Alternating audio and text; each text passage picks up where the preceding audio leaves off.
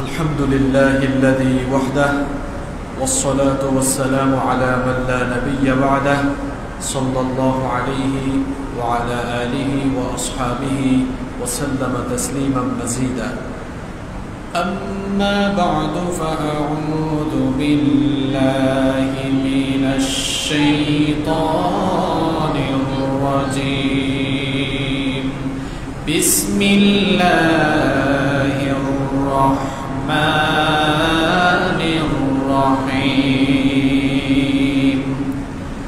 وإذ قال موسى لقومه يا قوم اذكروا نعمة الله عليكم إذ جعل فيكم أنبياء وجعلكم ملوكا وآتاكم ما لم يؤت أحدا من العالمين. يا قوم ادخلوا الأرض المقدسة التي كتب الله لكم ولا ترتدوا على أدباركم فتنقلبوا خاسرين. صدق الله العظيم.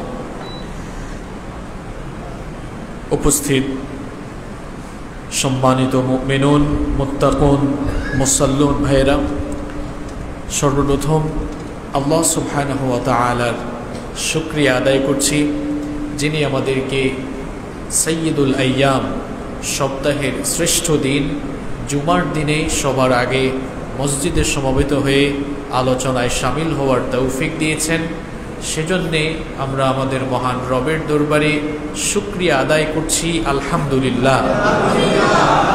দুরুদ এবং সালাম পেশ করছি বিশ্ব মানবতার মুক্তির অগ্রদূত নবিয়ুনা ওয়া সাইয়্যিদুনা ওয়া কুদওয়াতুনা মুহাম্মাদুর রাসূলুল্লাহ সাল্লাল্লাহু আলাইহি ওয়াসাল্লামের প্রতি, যাকে আল্লাহ তাআলা রাহমাতাল লিল আলামিন হিসেবে এ ধরার বুকে প্রেরণ করেছেন।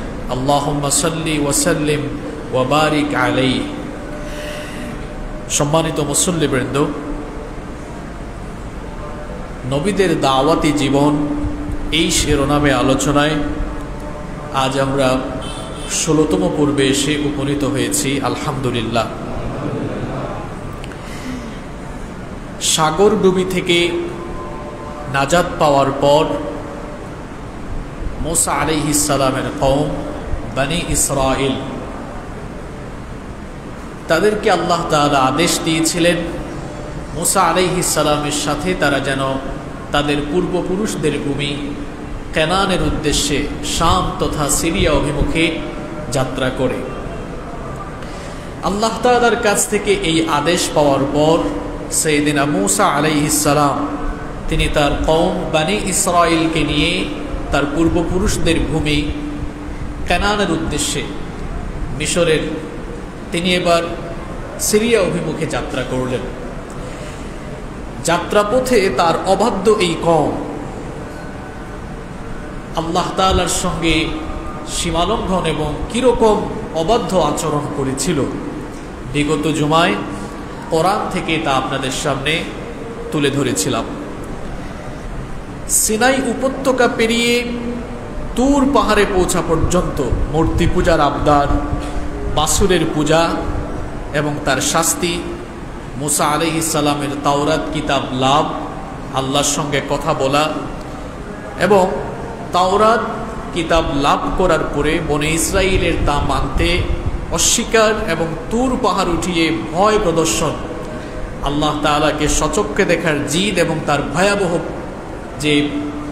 তার ভয়াবহ যে গজব তাদের উপরে নেমে এসেছিল, ভয়াবহ পরিণাম, সেগুলো গত জুমায় আমি আপনাদের সামনে তুলে ধরেছিলাম। সাগরডুবি থেকে নাজাত পাওয়ার পর মুসা আলাইহিস সালামের কওম একের পর এক আল্লাহ তাআলার সঙ্গে তারা অবাধ্যতায় লিপ্ত হলো। মুসা আলাইহিস সালামকে আল্লাহ তাআলা আদেশ করলেন তিনি যেন তার কওম বনি ইসরাইলকে নিয়ে সিরিয়া অভিমুখে যাত্রা করেন। আল্লাহ তাআলার কাছ থেকে এই নির্দেশ পাওয়ার পর সাইয়েদনা মূসা আলাইহিস সালাম তিনি তার কওম বনি ইসরাঈলকে নিয়ে সিরিয়া অভিমুখে এবার যাত্রা করলেন। মূসা আলাইহিস সালাম তিনি তার কওম বনি ইসরাঈলকে নিয়ে যখন সিরিয়া অভিমুখে যাত্রা করলেন, রওনা হওয়ার প্রাক্কালে তিনি তার কওম বনি ইসরাঈলকে আল্লাহ প্রদত্ত নিয়ামতের কথা স্মরণ করিয়ে বনি ইসরাঈলকে তিনি উত্তম কিছু নসিহত করেছিলেন, যেন তারা এর পরবর্তীতে আবারও আল্লাহর সঙ্গে অবাধ্যতায় লিপ্ত না হয়। মূসা আলাইহিস সালাম তার কওমকে তখন উত্তম কিছু নসিহত করে বলেছিলেন। কোরআনুল কারীমের 5 নম্বর সূরা সূরাতুল মাইদা এর 20 নম্বর আয়াত থেকে বর্ণিত হয়েছে, وَإِذْ قَالَ مُوسَى لِقَوْمِهِ يَا قَوْمِ اذْكُرُوا نِعْمَةَ اللَّهِ عَلَيْكُمْ إِذْ جَعَلَ فِيكُمْ أَنْبِيَاءَ وَجَعَلَكُمْ مُلُوكًا وَآتَاكُمْ مَا لَمْ يُؤْتِ أَحَدًا مِنَ الْعَالَمِينَ। আল্লাহ তাআলা বলছেন, আর স্মরণ করো যখন মূসা তার কওমকে বলেছিল, হে আমার কওম, হে আমার সম্প্রদায়, তোমাদের উপরে আল্লাহ প্রদত্ত নিয়ামতের কথা তোমরা স্মরণ করো। ইদ জাআলা ফীকুম আম্বিয়া, তিনি তোমাদের মধ্য থেকে নবী বানিয়েছেন। ওয়া জাআলাকুম মুলুকা, এবং তোমাদেরকে তিনি রাজ্যের অধিপতি বানিয়েছেন। ওয়া আতাকুম মা লাম ইউতি আহাদাম মিনাল আলামিন, আর তোমাদেরকে আল্লাহ তাআলা এমন কিছু দান করেছেন যা সৃষ্টির কাউকে আল্লাহ দান করেন নাই। সুবহানাল্লাহ। আল্লাহ তাআলা মূসা নবীকে আদেশ দিলেন, সাগর ডুবি থেকে নাজাত পাওয়ার পর মূসা আলাইহিস সালামকে আল্লাহ আদেশ দিলেন, তুমি তোমার কওম এই বনি ইসরাঈলকে নিয়ে সিরিয়ার উদ্দেশ্যে যাত্রা করো। এখন মূসা আলাইহিস সালামের কওমের একটি জাতিগত স্বভাব ছিল যে তারা আল্লাহর কাছ থেকে নিয়ামত পায় আর নাশুকরি করে, নিয়ামত পায় আল্লাহর সাথে অবাধ্যতায় লিপ্ত হয়।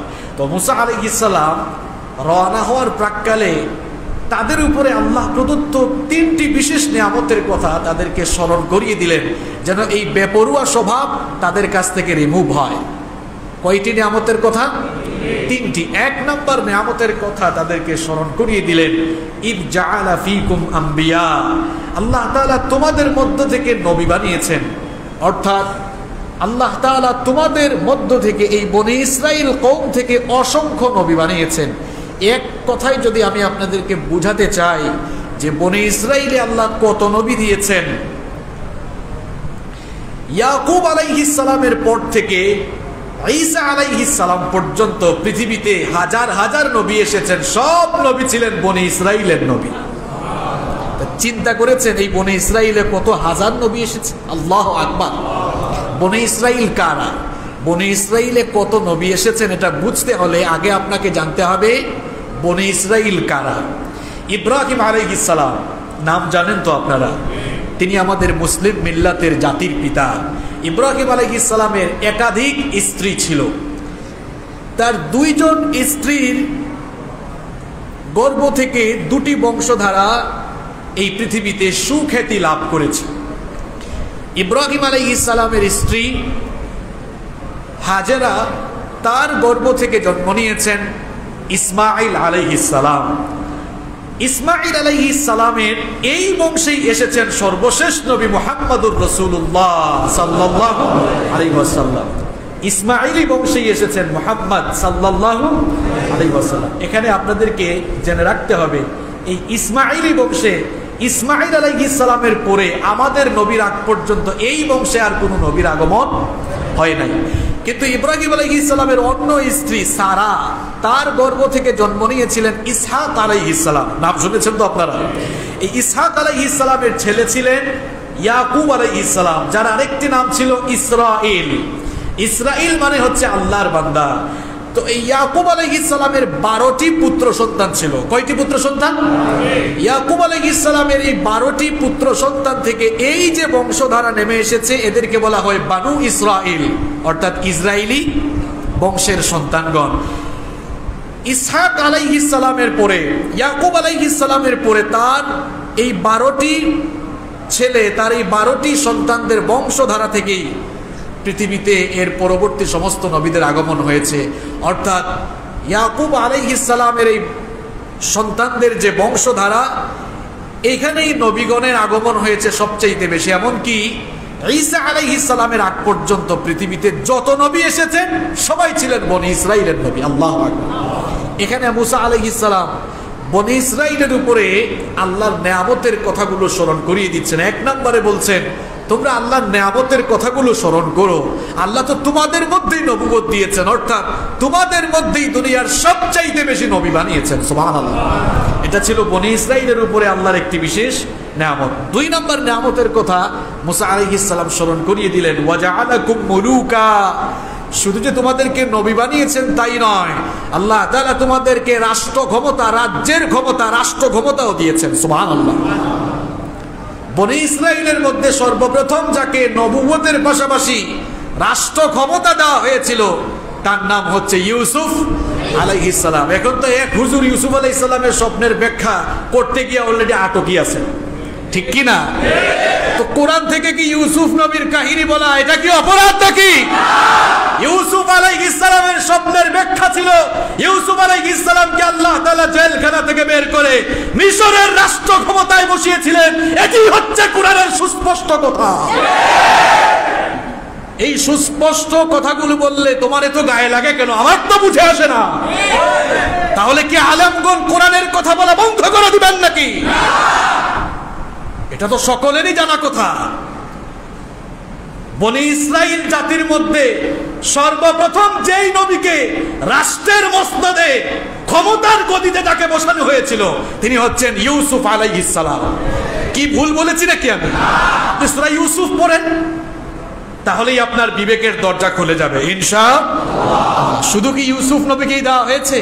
এই যে মুসা আলাইহিস সালাম, বনি ইসরাইল, এদের স্বভাবগত বৈশিষ্ট্যই হচ্ছে শুধু বেয়াদবি করা। এই বেয়াদব অবাধ্য জাতিকে মুসা নবী বলতেছেন যে তোমাদের উপর আল্লাহর অনুগ্রহগুলোর কথা স্মরণ করো। নবীও বানিয়েছেন, অন্যদিকে তোমাদেরকে রাষ্ট্রের মালিকও বানিয়েছেন। সুবহানাল্লাহ। শুধু ইউসুফ নবীকে, এর পরবর্তীতে আল্লাহ তাআলা দাউদ আলাইহিস সালামকে রাষ্ট্র ক্ষমতা দিয়েছেন। এরপরে দাউদ আলাইহিস সালামের ছেলে সুলাইমান নবীকে আল্লাহ তাআলা মাত্র 13 বছর বয়সে সিংহাসনে বসিয়ে গোটা পৃথিবী তাকে দিয়ে শাসন করিয়েছেন। এভাবে আল্লাহ তাআলা বনি ইসরাইলের মধ্যে রাষ্ট্র ক্ষমতা দিয়েছেন। এবার আসেন বুখারী শরীফের হাদিস, মুসলিম শরীফের হাদিসে কি এসেছে সেটা একটু জেনে নেই। আবু হুরায়রা রাদিয়াল্লাহু আনহু এই হাদিসটি বর্ণনা করেছেন। তিনি বলছেন রাসূল কারীম সাল্লাল্লাহু আলাইহি ওয়াসাল্লাম বলেছেন, কানাত বানু ইসরাঈল তাসুসুহুমুল আম্বিয়া। এটা আমার কথা? বুখারী শরীফের হাদিস, মুসলিম শরীফে এসেছে। আল্লাহর নবী বলেছেন, বনি ইসরাইলের নবীরা তাদের উম্মতদেরকে শাসন করতেন। বনি ইসরাইলের নবীরা উম্মতদেরকে কি করতেন? শাসন করতেন। কুল্লামা হালাকা নাবিয়্যুন খালাফাহু নাবিয়্যুন। ভালো করে শুনেন, আল্লাহর নবী বলছেন, যখনই কোনো নবীর ওফাত হতো, পরবর্তী নবী আসার পর সেই নবী আবার উম্মতদেরকে শাসন করতেন। তাহলে বোঝা গেল বনি ইসরাইলের নবীরা একদিকে নবীগিরি করেছেন, অর্থাৎ নবীওয়ালা দায়িত্ব পালন করেছেন, অন্যদিকে রাষ্ট্র ক্ষমতা ফেরাউন আর নমরুদের স্বভাবের মানুষদের হাতে দিয়ে নিজেরা তসবিহ হাতে বসে থাকেন নাই। তারা একদিকে কালেমার দাওয়াত দিয়েছেন, অন্যদিকে রাষ্ট্র ক্ষমতা গ্রহণ করে রাষ্ট্র পরিচালনা করেছে। এটি বুখারীর হাদিস, এটি মুসলিমের হাদিস। এখন মুসলমান নামধারী, মুসলমান বেশভূষা ধারণকারী কিছু মানুষের পয়দা হয়েছে। এরা কথা বলার সময় মুখে লাগাম দেয় না, বলে ধর্মকর্ম এক জিনিস আর শাসন ক্ষমতা, রাষ্ট্র ক্ষমতা আরেক জিনিস। কিরকম জাহেল চিন্তা করেন। এই হাদিসগুলো তুমি তো কখনো পড়ো নাই। হাদিস পড়বা দূরের কথা, আউযুবিল্লাহ বিসমিল্লাহ পড়লেই ভুল হবে হাজার হাজার। তো তুমি আর হাদিস পড়বা কখন? তুমি কি হাদিস জানো না? আল্লাহর নবী বলেছেন, বনি ইসরাইলের নবীরা নবীগিরিও করেছেন আর রাষ্ট্রের ক্ষমতা মনে হয় চোর ডাকাতদের হাতে দিয়েছেন। কথা কন না কেন? মুহাম্মাদুর রাসূলুল্লাহ সাল্লাল্লাহু আলাইহি ওয়াসাল্লাম তিনি খালি নবীগিরি করছেন আর মদিনার রাষ্ট্র আরেকজনের হাতে দিয়েছেন, বাবা তুমি চালাও। কথা বলেন না কেন? তো মদিনার রাষ্ট্র যিনি চালিয়েছেন তিনি কে? কথা বলেন না কেন? তিনি কে? 10 বছর মদিনার রাষ্ট্র চালিয়েছেন, মসজিদে নববীতে আবার তিনি ইমামতিও করেছেন। এটাই হচ্ছে নববী আদর্শ। যেদিন থেকে মুসলিম মিল্লাতের উলামায়ে কেরাম এবং যেদিন থেকে মুসলিম উম্মাহ নববীর এই আদর্শ ভুলে গিয়েছে, অর্থাৎ যেদিন থেকে মুসলিম উম্মাহ রাষ্ট্র ক্ষমতা তাগুতের হাতে দিয়ে তারা শুধু মসজিদ নিয়ে ব্যস্ত হয়ে পড়েছে, সেদিন থেকেই মুসলমানদের অধঃপতন পৃথিবীতে শুরু হয়েছে। এই হচ্ছে বাস্তবতা। নবীজি রাষ্ট্রের ক্ষমতা, রাষ্ট্র পরিচালনা করেছেন, অন্যদিকে মসজিদে আবার ইমামতির দায়িত্ব পালন করেছেন। এটি ইসলাম, এটি হচ্ছে আল্লাহর ইসলাম। আর আপনি যে বলেন ধর্মকর্ম আলাদা আর রাষ্ট্র ব্যবস্থা